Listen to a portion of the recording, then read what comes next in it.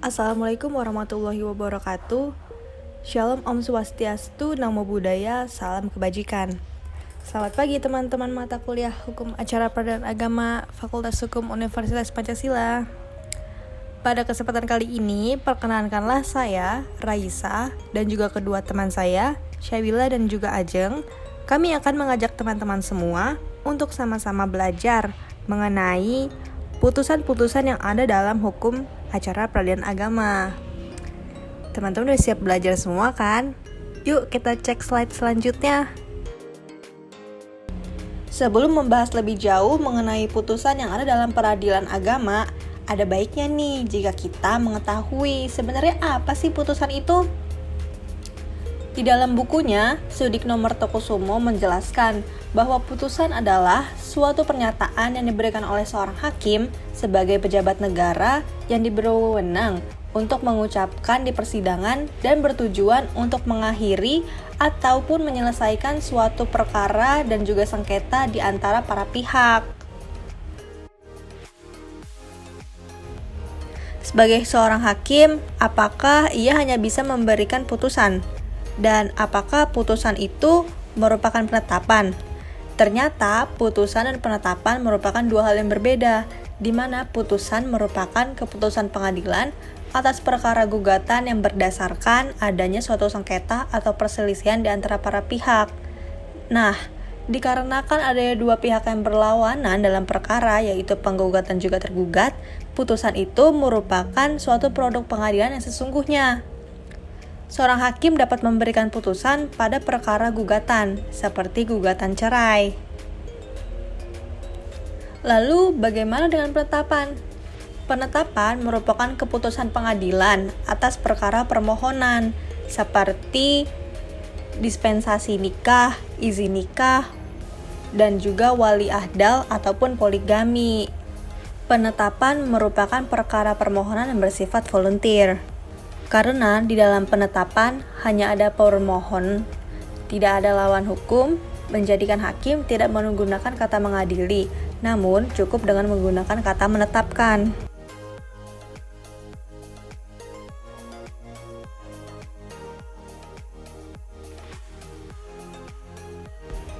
Suatu putusan yang dikeluarkan oleh majelis hakim ternyata memiliki kekuatan-kekuatannya tersendiri loh. Kekuatan putusan tersebut merupakan salah satunya adalah kekuatan mengikat, kekuatan pembuktian, dan juga kekuatan eksekutorial. Kekuatan mengikat merupakan putusan pengadilan yang hanya mengikat kedua belah pihak yang sedang berperkara. Kekuatan mengikat ini dilandaskan pada pasal 1917 KUH Perdata. Kekuatan pembuktian dibuatnya putusan secara tertulis merupakan bukti autentik dan suatu bukti untuk melakukan upaya hukum atau mohon pelaksanaan putusan.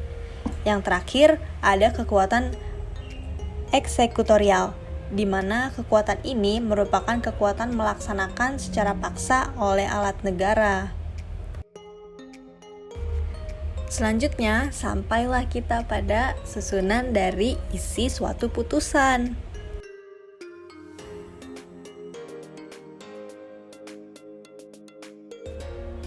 Di dalam suatu putusan pengadilan agama terdapat kepala putusan, di mana bagian kepala putusan ini merupakan suatu kalimat demi keadilan berdasarkan ketuhanan yang Maha Esa. Kalimat tersebut memiliki dasar hukum, yaitu pada pasal 5 ayat 1 Undang-Undang Nomor 14 Tahun 1970. Setelah bagian kepala putusan, ada nama pengadilan agama yang memutus dan juga jenis perkaranya. Setelah itu baru dijelaskan identitas-identitas dari para pihak seperti nama, umur, agama, pekerjaan, tempat tinggal, ataupun nama dari kuasanya.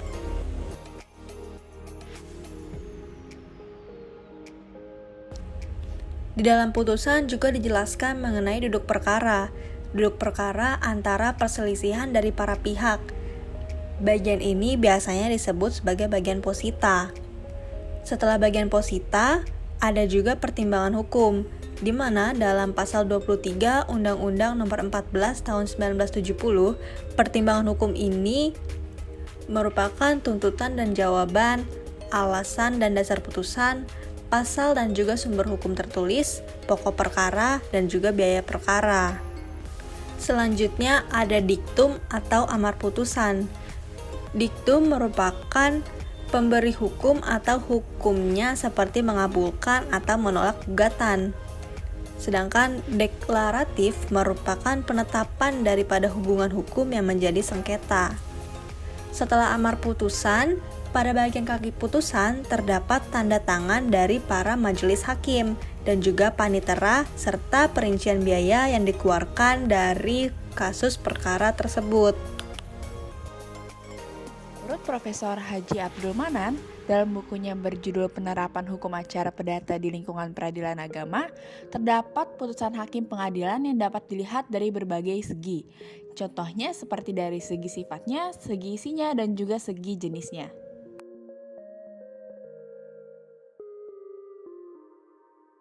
Dari segi sifatnya, terdapat 3 putusan. Yang pertama yaitu putusan deklaratoir, yaitu putusan pengadilan yang amarnya menyatakan suatu keadaan di mana keadaan tersebut dinyatakan sah menurut hukum. Lalu ada putusan konstitutif, yaitu putusan yang bersifat menghentikan atau menimbulkan hukum baru. Lalu juga yang terakhir ada putusan kondemnatoir, yaitu putusan yang bersifat menghukum pihak yang kalah untuk memenuhi suatu prestasi yang ditetapkan oleh hakim.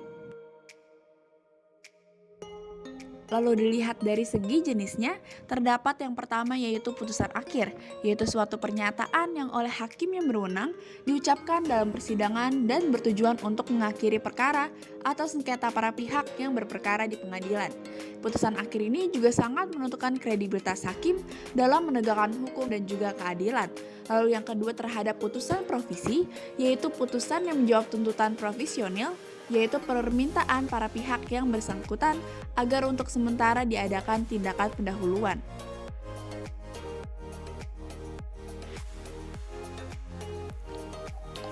Yang kedua yakni putusan sela. Putusan ini merupakan putusan yang tidak mengikat hakim, bahkan hakim yang menjatuhkan putusan sela berwenang mengubah putusan tersebut jika ternyata mengandung kesalahan. Putusan ini digunakan untuk memperlancar pemeriksaan perkara dan ditulis dalam berita acara persidangan, yang mana hal ini telah tercantum dalam pasal 48 dan pasal 332 RV. Selanjutnya yang ketiga ada putusan prepatoir, yakni putusan untuk mempersiapkan putusan akhir tanpa mempengaruhi pokok perkara. Yang keempat ada putusan interlokutoir, yaitu putusan yang memerintahkan pembuktian dan dapat mempengaruhi putusan akhir.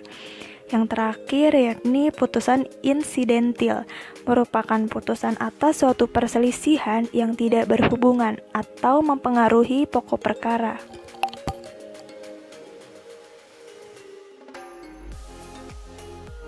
Dilihat dari segi isinya, putusan dibagi kembali menjadi 7 bagian.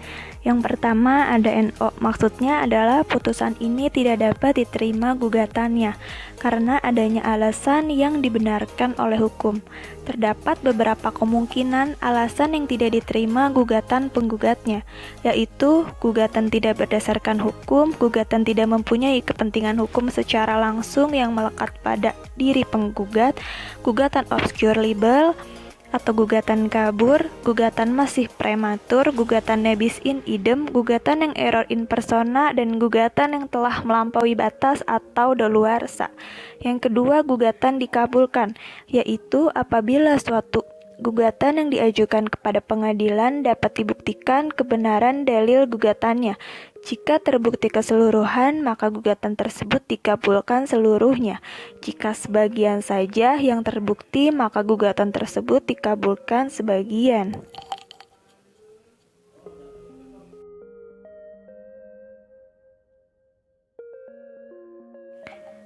Ketiga, gugatan ditolak, yaitu putusan yang perkaranya telah diperiksa dan setelah diperiksa terbukti dalil gugatannya tidak beralasan atau tidak dapat dibuktikan kebenarannya. Yang keempat, gugatan didamaikan, yaitu apabila pihak yang berperkara berhasil didamaikan, maka hakim menyarankan agar gugatannya dicabut dan hakim menjatuhkan putusan perdamaian dalam bentuk akta perdamaian.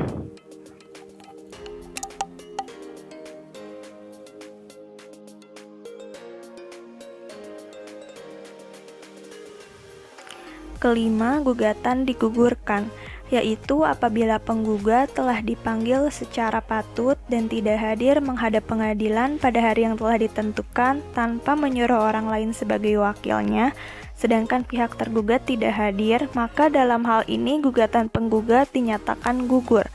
Keenam, gugatan dihentikan, yaitu penghentian gugatan yang disebabkan karena adanya perselisihan kewenangan mengadili antara pengadilan agama dan pengadilan negeri.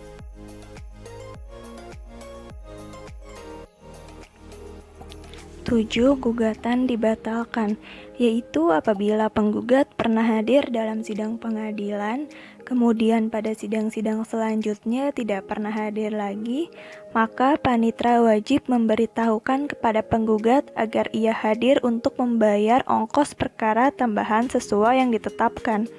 Apabila dalam tempo 1 bulan sejak tanggal pemberitahuan tersebut penggugat tidak hadir, maka gugatannya dinyatakan untuk dibatalkan.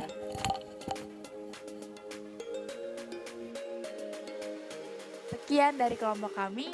Terima kasih dan juga wassalamualaikum warahmatullahi wabarakatuh.